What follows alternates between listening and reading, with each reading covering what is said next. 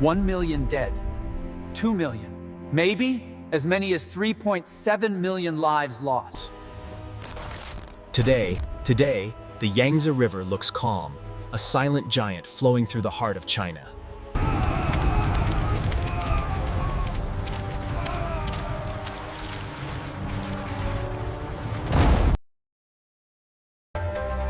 This is the Yangtze River, the longest and most important river in China, where tens of millions of people. The Yangtze Basin stretches across central and eastern China, embracing great cities like Wuhan. Most of the people here were farmers. The river watered their fields, fed their fish, and carried their crops. Riverside markets came alive at dawn. Boats brought in grain, fish, and goods. For the children, the levee was a playground. To them, it was a hill to climb and a place to laugh. The levees along the Yangtze had stood for decades, even centuries, but many sections were old, weakened by time. Villages often lay in low-lying land below the levees. People knew it was risky, but they had nowhere else to go. Wuhan, a vital hub of river and rail, was one of China's most important cities. Nanjing, a former capital and symbol of national ambition, was also tied to the river. It too would be drawn into the catastrophe that was about to unfold. The river was a highway of trade. Boats carried grain, coal, and passengers between provinces. For men like him, the biggest worry had always been the harvest. A good year, a bad year. Inside small wooden homes, families shared modest meals. No one around this table knew that. In the spring of 1931, the rains began.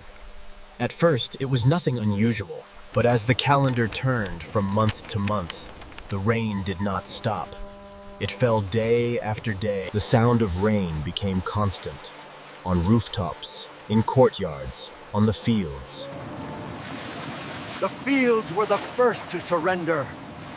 Water spilled on the young rice. Newspapers carried brief reports of heavy rains and melting snow far upstream. For most villages high in the mountains, winter snow was melting faster than usual, sending cold water surging into rivers that were already swollen with rain. At river gauges, officials watched the levels climb past familiar markings. They realized that this was no ordinary rainy season. In villages along the basin, hurried meetings were called. Yet in a poor countryside with few resources, there were only so many decisions anyone could make. The authorities ordered levees to be reinforced. Men were pulled from fields and homes to carry bags of earth and sand. Hands accustomed to holding plows and hoes now gripped wet sandbags. This was a battle they had never trained for. Through the night, men paced the levees under flickering lanterns, listening for the sounds they feared most. Inside, families sat huddled together, their conversations shrinking to whispers. Then the water reached their doors. What had been a distant problem on the fields and levees was now at the threshold of their own homes. Even in Wuhan, with its busy streets and growing modern infrastructure, drainage systems groaned and failed under the relentless downpour. Some tried to measure the rise with bamboo poles, scratching new marks each day. But no simple stick could. Village leaders watched the horizon with growing dread. They knew that, if the levee failed, there would be nowhere to run fast enough. On bridges, crowds stared down at the swelling river. The Yangtze, once distant below, at the river's edge, the base of the levee was being eaten away, grain by grain. Out of sight beneath the surface, livestock were moved to the few scraps of higher ground. For many families, these animals were their entire wealth. Losing them would mean starting from nothing. Even before the floodwaters peaked, wells turned cloudy and foul.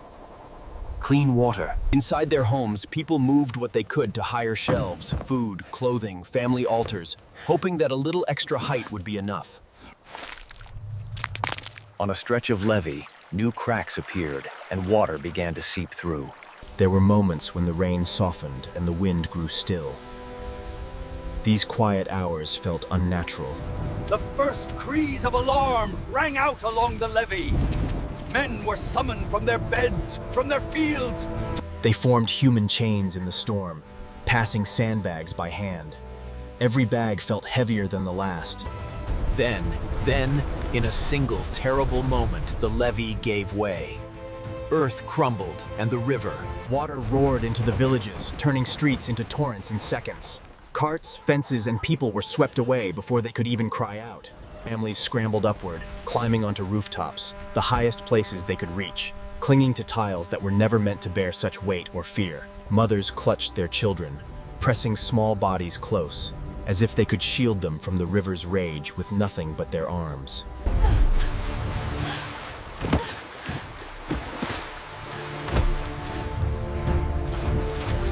Those with boats became rescuers, steering through a drowning world, pulling strangers and neighbors alike from the water wherever they could. In Wuhan, whole districts vanished beneath the flood. What had been neighborhoods and markets became a sinking. In Nanjing as well, streets turned to rivers. Boats now moved where pedestrians once walked. The elderly and the infirm could not run.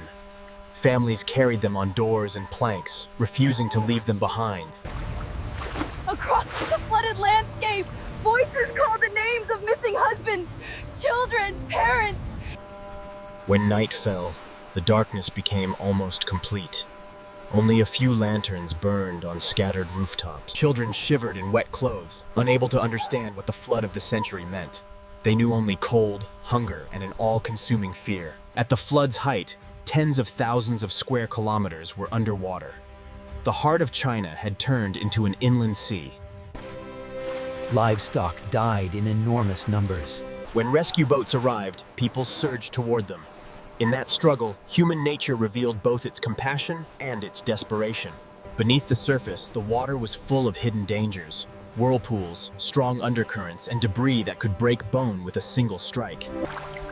Many children were separated from their families in the chaos. Some waited alone on rooftops or trees. Others watched from boats as their vervillished beneath the water. Granaries and storehouses were not spared. When the grain rotted in floodwater, people understood. Injuries that might have been survivable in normal times became death sentences. Doctors were far away. The army and local authorities sent rescue boats and supplies. Yet against the scale of this disaster, Exhaustion, shock, and disbelief etched themselves into every face. Days passed, and still the water did not fully retreat. when the water finally began to pull back, it left behind a landscape of mud, wreckage, and death. The river had gone, but the damage remained. Hundreds of thousands of homes were destroyed. For many families, decades of savings and labor were reduced to splinters in a single season. Survivors searched the ruins for anything they could use or save. Pots, tools, family heirlooms. Food quickly ran out. In many places, long lines formed for a single bowl of thin porridge, the only barrier between hunger and starvation. Children bore the burden of hunger most visibly. Their bodies shrank, their bellies swelled, and their eyes lost the brightness of childhood. Relief stations were set up where possible. But compared to the sheer number of people in need, every pot of grain felt too... Entire communities were forced into temporary camps, built from canvas, bamboo, and hope. In the wake of the flood came fever and sickness. Weakened by hunger and exposure, the very young and the very old were the first to fall ill. Doctors and nurses, already few in number, found themselves surrounded by patients. There were not enough beds, not enough medicines, and never enough time. Clean water remained scarce. Many had no choice but to drink from contaminated ponds and canals. In the cramped conditions of the camps, disease spread quickly. In many areas, the dead were too numerous for individual burials. Mass graves were dug, and people were laid to rest. Those assigned to bury the dead carried a different kind of weight. Local officials wrote urgent pleas for help, sending reports of hunger, disease, and death up the chain of command. Many fled to the cities, believing they might find safety and work. Instead, they often found overcrowded streets and new forms of hardship. Years later, survivors told their children and grandchildren about the flood of 1931. In the eyes of the elderly, memories of that year never fully faded. The flood was not just history. Official records tried to capture the scale of the disaster, lists of the dead and missing. Today, Much of what we know comes from grainy photographs and fading documents. Newspapers of the time called it one of the worst natural disasters in Chinese history. The headlines carried urgent. Where cameras could not go, artists used ink and paper to record what they had seen, or what they feared others might soon face. Nearly a century later, the Yangtze looks very different. Modern bridges span its width, and concrete replaces mud along much of its course. The fragile earthen levees of the past have been replaced, in many places, by reinforced embankments. Huge dams now harness the river's power, providing electricity and flood control. Humanity has tried to tame the... For many young people today, the river is a backdrop for photos and a symbol of development, not a source of fear. But some older eyes still view the river differently. In museums and memorial halls, exhibits now tell the story of 1931, turning personal tragedy into public memory and warning. Students are brought to see these displays, learning that the stable world they know was built atop the lessons paid for by earlier generations. Estimated death tolls range from 1 to as many as 3.7 million. Scholars still debate the exact... On the walls, a simple message appears again and again. Never forget. Today, satellites, weather forecasts, and warning systems help predict floods and warn people in advance. Yet in many rural areas, people still live close to the water's edge, protected by levees and lock. Life along the river goes on. People still plant, harvest, and fish, just as their grandparents and great-grandparents did before them. At dusk, the Yangtze can look so calm that it is hard to believe what it once did. How it's miss. Many who stand by the river today do so without knowing its darkest chapters. The Yangtze continues to flow, carrying with it the memory of 1931. The question for us, but when we place images of the past over the landscapes of the present, we see how thin the line is between the world and... In the end, the numbers remain staggering. Between 1 and perhaps as many as 3.7 million